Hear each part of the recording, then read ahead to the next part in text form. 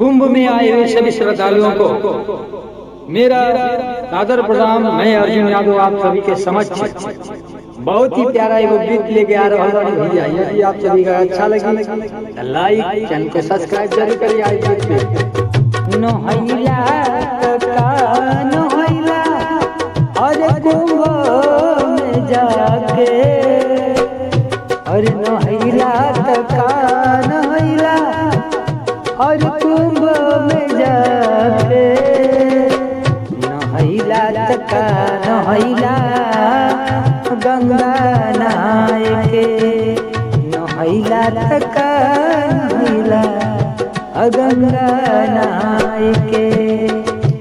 अरे पाप कैला पुण्य कैला सब ही भुलाए के, अरे पाप कैला पुण्य कैला सब ही भुलाए के, नहैला तका नहैला अरे कुंभ में जाके, नहैला तका नहैला अरे कुंभ में जाके।